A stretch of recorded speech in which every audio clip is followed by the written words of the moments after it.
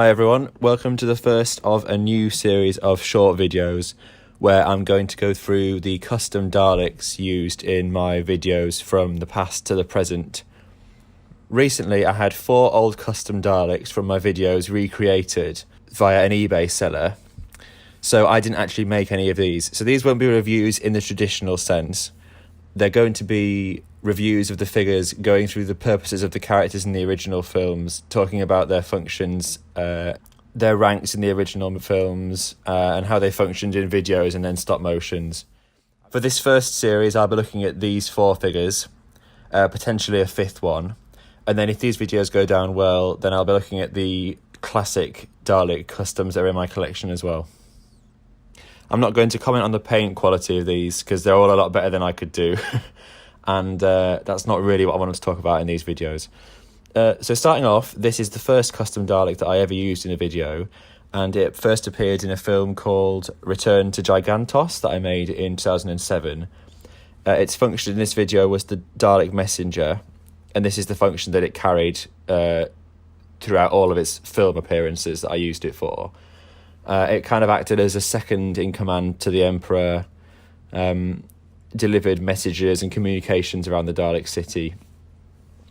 Originally on my version, it was made with a blue Sharpie, and it was just I just kind of coloured in around the Dalek different sections with this blue Sharpie, and that's the reason why it looks purple in my old videos, because it was the gold just kind of coming through the blue. For this version of the figure, it was used with spray paint, so that's why it looks a bit more blue, but it still carries the same kind of shiny quality that the old one had, and it looks a lot better than my original version as well, to be honest. At some point in the film series, I repainted this Dalek. It became the blue Dalek, which is seen in a few of my stop motions, and it was used in the film series as well, but as a different character. And I'll talk more about this Dalek in a different review. When the blue Dalek debuted, obviously the Messenger stopped appearing, but the original Messenger can still be seen in quite a few of my stop motions, like Dalek's Off Day, and a few of the other ones that are from that kind of period.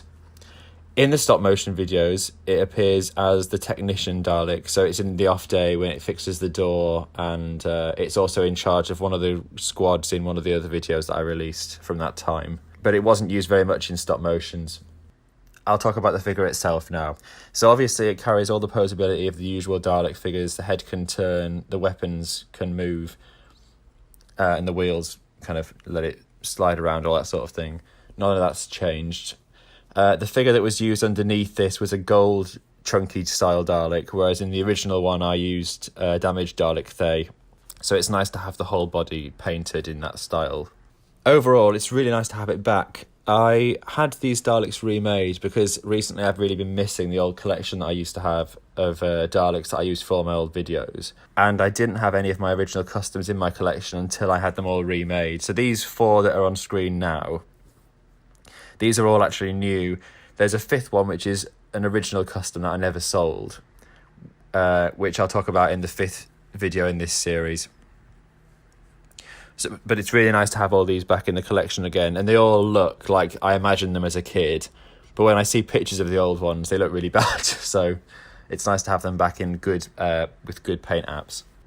So in the next video in this series, I'm going to talk about the blue and black oddball Dalek that I briefly mentioned in this video, but I'll go more into its function in its own video, which is going to come out shortly. I hope you enjoyed this video, guys, and stay tuned. There are more stop motions on the way, and Sean and I are working on a really exciting FA as well, but you'll find out more about that at a later date.